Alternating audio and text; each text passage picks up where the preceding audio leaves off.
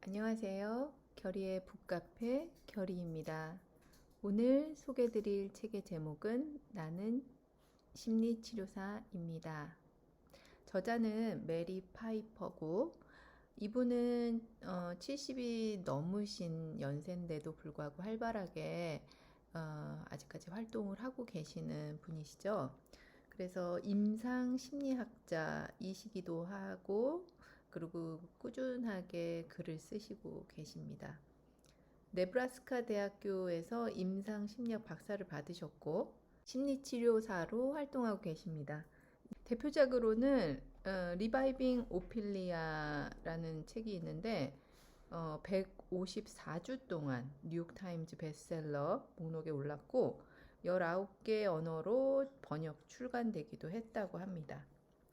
여자아이를 좀먹는 문화에 대한 획기적인 연구라는 평가를 받고 미국 내에서 여성과 가족 문제에 관한 가장 중요한 전문가 중 한 명으로 자리매김하셨습니다. 이 외에도 너무 재밌는 책들을 많이 이제 집필을 하고 계시는데요. 최근에는 나는 내 나이가 참 좋다. 또 이 책, 나는 심리치료사입니다. 그리고 나의 글로 세상을 1mm라도 바꿀 수 있다면 등등 아직까지 활발하게 활동을 하고 계시는 분이십니다. 서문을 읽어보겠습니다. 저는 이 일을 사랑합니다. 때때로 사람들은 하루 종일 다른 사람들의 문제만 듣고 있으면 우울하지 않냐고 묻습니다. 그러면 저는 이렇게 대답합니다. 저는 문제를 그저 듣고만 있는 것이 아닙니다. 함께 해결책을 찾기 위해 듣는 거죠. 일반적으로 내담자들은 변화를 만들고 싶을 때 상담실을 찾습니다.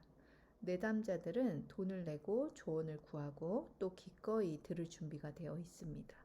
심리치료사로서 저는 불행한 내담자들이 행복해지고 앙숙인 커플들이 서로 잘 지내기 시작하고 가족들이 문제를 해결하고 서로 협력하는 모습을 봅니다. 항상 그렇지는 않지만 대개의 경우 내담자와 몇 번의 상담을 하고 나면 승리의 경험이 들려오기 시작하곤 합니다. 로버트 프로스트는 교육은 문제를 한층 더 높은 차원으로 승격시켜 준다라고 말했습니다. 심리치료도 마찬가지입니다. 심리치료는 고통과 혼란을 탐색하여 의미와 희망을 만들어내는 과정입니다.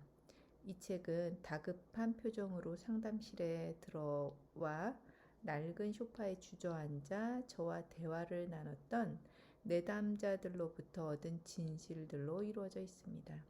오늘 어떤 일로 오시게 됐나요? 라는 질문에 대한 내담자의 답을 들으면서 깨달은 심리치료의 본질, 관계와 삶의 진실을 담고 있습니다. 심리치료는 복잡한 작업입니다. 마크 트웨인은 자기 자신을 온갖 인간성이 한 벌의 옷 안에 쑤셔 넣어져 있는 사람으로 묘사를 했습니다. 내담자들도 마찬가지입니다. 상담실로 걸어 들어오는 사람들은 우리들 모두와 크게 다르지 않습니다. 우리 모두는 우리 자신의 인간성으로부터 도망치려 합니다. 얼버무리고 거드름을 피웁니다. 우리는 자신이 얼마나 약하다고 느끼는지 인정하기를 두려워합니다. 자신의 결점들을 감추려 했습니다. 그렇지만 우리는 어떻게 해야 인간으로 존재할 수 있는지를 계속 반복해서 배워야 합니다. 저는 행복이란 자신이 가진 것들에 감사하는 것이라고 생각합니다. 실질적으로 말하자면 이는 무엇이 공평한지, 무엇이 가능한지, 무엇이 개연성이 있는지에 대해 기대를 낮추는 것을 의미합니다. 평범함에서 기쁨을 찾는 것을 의미합니다. 저는 텔레비전을 즐겨보지도 쇼핑을 좋아하지도 않습니다. 행복이 더욱더 많은 것을 소유하는 것과 연관돼 있다는 생각에서 벗어나도록 최선을 다해 돕습니다. 어른이 된다는 것은 끊임없이 선택을 내려야 하는 엄청난 책임을 받아들이는 것을 의미합니다. 저는 특정 연령이 지나고 나면 모든 사람은 자기 자신의 삶에 책임이 있다고 믿습니다. 그렇지 않다고 믿는 것은 오만한 태도입니다. 저는 내담자들에게 과거를 복잡한 그대로 이해하고 받아들이라고 권유합니다. 그리고선 과거를 뒤로 한 채 앞으로 나아가 자기 자신과 다른 사람들을 위해 아름다운 무언가를 창조하라고 권고합니다. 우리 모두는 자신만의 슬픔을 가지고 있습니다. 하지만 그렇다고 해서 그 슬픔이 자신의 의무들로부터 달아날 명분이 되는 것은 아닙니다. 저는 이 책을 제가 가장 아끼는 대학원생인 로라에게 보내는 편지 형식으로 썼습니다. 로라는 20대 미혼 여성입니다. 마음이 열려 있고 가슴이 따뜻하고 심리학을 무척 사랑하는 학생입니다.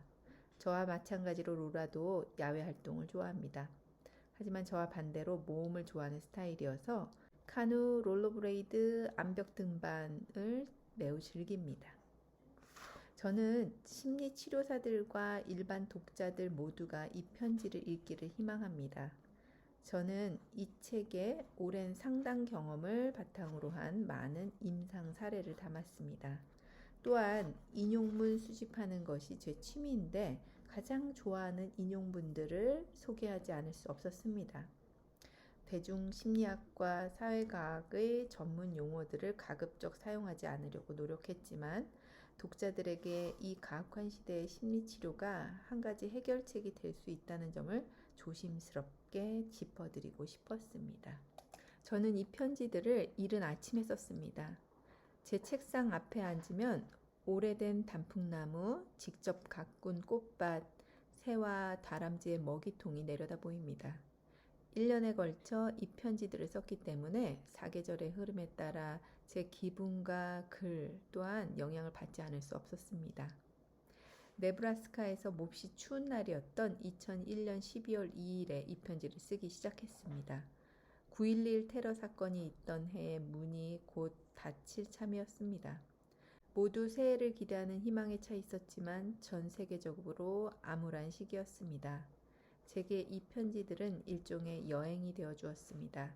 세계적인 사건들 대신 개인 차원의 문제들에 집중할 수 있는 기회가 되었습니다. 이 책에서는 심리치료사가 지녀야 될 자질에 대해서 연륜이 있고 연세가 있고 경험도 많은 선배가 그 후배한테 조목조목 알려주는 그런 형식을 띠고 있습니다. 그래서 이 책에서는 심리 치료에는 체계적인 지식과 직관, 친절이 필요하다고 얘기를 합니다. 그래서 심리 치료에서 정말로 힘을 발휘하는 것은 진짜 사람과 진짜 사람이 서로 연결되는 것이다 라고 얘기하더라고요. 그래서 좋은 심리 치료사들은 예전의 상식을 유지하는 일과 새로운 생각을 고취하는 일 사이에 놓인 평균대 위를 균형을 잘 잡고 걸어가야 한다라고 조언을 해주시고 계십니다. 이 책에 나오는 몇 개의 에피소드 중에서 인상 깊었던 그런 에피소드를 소개해 드릴게요. 좋은 심리치료는 마음의 풍경을 바꿔야 합니다. 심리치료를 받은 이후 사람들은 세상을 다른 방식으로 살아가게 됩니다. 행동은 바뀔 수 있습니다. 화가 날 때마다 폭력을 휘두르던 사람도 그 화를 대화로 풀 수 있다는 사실을 배우게 됩니다. 사람들은 이전과 다르게 생각하고 느끼게 됩니다. 어떤 아내는 심부름을 하는 것이 남편의 애정 표현 방식이라는 사실을 인정하게 됩니다. 어떤 딸은 아버지가 자신이 원하는 모습의 아버지가 될 일은 결코 없겠지만 어쨌든 아버지를 좋아할 수 있다는 사실을 깨닫습니다. 이 모든 것은 균형의 문제입니다. 저는 소심하고 불안감이 심한 사람들에게 더 강해지고 대담해지라고 격려를 합니다. 또한 남자다움을 과시하는 남자들에게는 좀 더 온화해지고 좀 더 자기 표현을 잘할 수 있도록 독려를 합니다. 켄이 기억납니다. 그는 술, 도박, 섹스에 대한 욕구를 이기지 못하는 남자였습니다. 저는 그에게 속도를 늦추라고 권했습니다. 저는 그에게 이렇게 물었습니다. 술을 마시거나 도박을 하거나 처음 보는 사람과 섹스를 하기 전에 자기 자신에게 물어볼 수 있을까요? 저는 켄에게 하루에 몇 분이라도 방해거리 없이 혼자 앉아서 천천히 호흡을 하고 자신의 감정을 알아차려 보라고 권유를 했습니다. 그는 속도를 늦추는 일을 대단히 두려워했습니다. 그리고 마침내 속도를 늦추는 일에 성공했을 때 그는 자신의 내면이 황무지라는 사실에 몹시 우울해했습니다. 하지만 몇 주간 슬픈 감정들을 겪은 후 그는 조금 더 나은 결정들을 내리기 시작했습니다. 이 책에서는 사람들은 어떻게 하면 좀 더 행복한 삶을 살 수 있을지, 그리고 사람과 사람과의 관계 속에서 어떻게 하면은 조금 더 나은 결정을 할 수 있을지, 특히 결혼 생활, 행복한 결혼 생활을 하는 사람들은 어떤 특징이 있는지, 그리고 그러한 사례들을 통해서 우리가 배울 수 있는 점들을 여기서 얘기를 해주고 있는데요. 행복한 배우자들은 자신의 파트너를 실제보다 더 똑똑하고 더 잘생기고 더 섹시하다고 생각하는 경향이 있다고 합니다. 그래서 이런 배우자에 대한 긍정적인 착각이 좋은 결혼 생활에 도움이 된다는 연구 결과가 있다고 하면서 자신을 영웅으로 여기는 아내를 둔 남자는 영웅답게 행동할 가능성이 더 높습니다. 저는 이 연구 결과를 심리치료에 접목시켰습니다. 배우자에 대한 긍정적인 말은 더욱 장려하고 배우자에 대한 부정적인 말에는 문제를 제기했습니다. 저는 50년이 넘게 행복한 결혼 생활을 해온 커플을 알고 있습니다. 그들의 결혼 기념일 축하 파티에서 사람들은 오랜 결혼 생활을 되돌아보니 어떤 생각이 드느냐고 물었습니다. 아내는 이렇게 대답했습니다. 우리가 서로를 고쳐보겠다고 땀을 뻘뻘 흘리면서 낭비했던 시간이 후회됩니다. 남편이 이렇게 말했습니다. 제 결혼 생활의 비결은 단 하나입니다. 저는 매일 아침 일어나자마자 거울을 들여다보며 스스로에게 말했습니다. 너도 대단한 사람은 아니야 라고 말입니다. 대개의 경우 사람들은 변화할 준비가 되었을 때 상담실을 찾아옵니다. 가장 중요한 것은 타이밍입니다. 적절한 타이밍에 제시된 제안은 아주 사소한 제안이라 할지라도 삶 전체를 바꿀 수 있습니다. 타이밍이 맞지 않으면 벼락이 친다 해도 그다지 큰 영향을 미치지 못합니다. 심리치료는 내담자보다 한 발짝 앞에서 내담자가 제가 생각했던 게 바로 그거예요 라고 말하게 만드는 이야기를 하는 것입니다. 타이밍이 맞지 않게 개입을 하면 오히려 아무 일도 하지 않은 것보다 더 안 좋을 수가 있습니다. 나중에 시도 가능성을 해칠 수 있는 데다 내담자에게 큰 저항을 불러일으키기 때문입니다. 심리치료사 자신이 무언가를 말하고 싶다는 생각이 들지 않을 때면 실제로 적합한 때가 아닌 경우가 많습니다. 심리치료사는 내담자가 자신의 말을 들을 준비가 되어 있지 않다는 사실을 직감적으로 감지할 수 있습니다. 심리치료사 자신의 저항감을 무시하는 것은 좋은 생각이 아닙니다. 저도 심리상담을 배우고 있는 학생 입장에서 이 책 내용이 참 많이 도움이 됐습니다. 그래서 이 책에서 꼭 성공한 얘기만 하는 것이 아니라 자신의 실패를 통해서 초보 심리 치료사들이 배울 수 있게끔 이렇게 용감하게 또 오픈해 준 사례들도 있었습니다. 그래서 그런 내용을 통해서도 또 어떻게 내가 대처해야 되는지 참고할 수 있었습니다. 그래서 이 책의 내용을 잠깐 소개해 드리자면 저의 가장 슬픈 사례 중 하나는 아버지가 음주운전으로 사고를 내고 세상을 떠난 10대 아이의 사례였습니다. 장례식을 마치고 난 후 브랜드는 어머니와 함께 상담실을 찾았습니다. 두 사람은 항상 싸웠습니다. 브랜드는 수시로 가출을 했고 어머니에게 소리를 질렀고 어머니의 돈을 훔쳤습니다. 어느 시점에서 저는 브랜든이 수용시설로 들어가는 게 좋겠다고 제안을 했습니다. 그곳에서는 브랜든을 좀 더 확실하게 통제할 수 있을 테니까요. 이후 어머니와 아들은 다시는 상담실로 돌아오지 않았습니다. 무슨 일인지 분석하고 나서야 저는 가슴 깊이 후회했습니다. 트라우마를 겪은 두 사람에게는 오직 서로밖에 없었습니다. 이들의 싸움은 서로의 유대를 강화하고 고통으로부터 벗어나려는 몸부림이었습니다. 그런데도 저는 바보같이 둘을 갈라놓으려고 한 것입니다. 아직도 저는 제 실수들에 대해 이야기하는 것이 괴롭습니다. 다시 또 실수하고 싶지 않은 데다 무엇보다 저는 무언가를 쉽게 떨쳐버리는 성격이 아닙니다. 하지만 이뿐만은 아닙니다. 저는 제게 도움을 받으러 온 사람들을 상처 입혔을까봐 걱정이 됩니다. 고집스러운 내담자들의 저항의 문을 열 수 있는 열쇠를 찾지 못한 것이 후회됩니다. 방금 전에도 말했듯이 저는 무언가를 쉽게 떨쳐버리지 못합니다. 제가 존경하는 한 미술 선생님은 학생들에게 그림을 그릴 때 지우개를 사용하지 못하게 합니다. 그녀는 이렇게 말합니다. 실수를 지워버리지 마세요. 그것을 아름답게 만들어 보세요. 두서없고 아무런 성과도 없는 듯한 상담을 마치고서도 마지막에는 뭔가를 건졌을 때가 많습니다. 저는 내담자에게 이렇게 말할 수 있습니다. 상담 시간이 답답하게 느껴졌더라도 때때로 내담자들은 집으로 돌아가는 길에 우리의 대화가 뭘 의도했는지 깨닫기도 합니다. 혹은 이렇게 말할 수도 있습니다. 우리는 오늘 많은 주제들을 건드렸습니다. 결과는 아직 뚜렷하게 보이진 않지만 우리는 이미 앞으로 나아갔고 이는 되돌릴 수 없습니다. 알 듯 모를 듯한 이런 말들이 내담자가 다음 상담 시간까지 계속 의미를 찾게 만들어줍니다. 그리고 그렇게 계속되다 보면 밋밋했던 그 시간 속에서도 빛나는 무언가를 발견하곤 하죠. 이 책은 2001년에 처음 집필이 됐고 그리고 2016년도에 개정판이 출간됐습니다. 그리고 한국에서 이 번역서가 나온 건 2019년도였습니다. 그래서 마지막 부분 에필로그에 2016년도 개정판 출간하면서 이 에필로그를 이제 집필했습니다.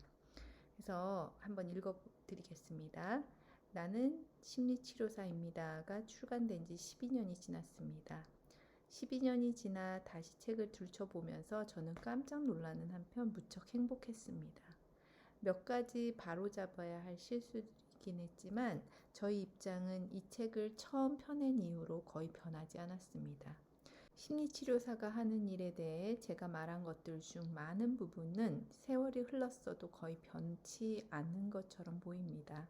본질적으로 인류는 10,000년 전에 가졌던 것과 똑같은 욕구와 욕망을 가지고 있습니다. 우리 모두는 다른 사람들에게 이해받고 존중받고 사랑받기를 원합니다. 우리는 행복해지고 싶고 쓸모 있는 존재가 되고 싶습니다. 무엇보다 다른 사람들 눈에는 운이 좋은 사람처럼 보일지라도 우리 모두는 어떤 식으로든 고통을 겪고 있습니다. 물론 우리는 자신이 속해 있는 문화권에 크게 영향을 받고 우리의 문화는 지난 12년 동안 매우 큰 변화를 겪었습니다. 요즘 사람들은 2003년도보다 돈에 대해 걱정을 더 많이 합니다. 학자금 대출 부채는 더 많아졌고 인문학과 사회과학을 전공한 대학 졸업자들은 직장을 찾기가 더 힘들어졌습니다. 게다가 미국 전체 초등학생 중 절반 이상이 빈곤손에 못 미치는 삶을 살고 있습니다. 이런저런 두려움 때문에 우리는 중독, 충동, 무기력, 불안 등의 공격에 더 취약해졌습니다. 많은 사람들이 세상의 고통에 무감각해지기 위해서 쇼핑을 하고 폭식을 하고 약물을 복용합니다. 몸은 늘 긴장해 있고 깊고 편안한 수면을 누리지 못합니다. 그리고 경험의 많은 부분은 내면에서 처리하거나 밖으로 말하지 않은 채 그냥 내버려둡니다. 생기가 넘치고 여러 부분이 잘 통합되어 있는 사람이 되기는 더욱 어렵습니다. 그래서 우리는 내담자들과 만날 때 이 시대에서 비롯된 온갖 압박을 반드시 염두에 두어야 합니다.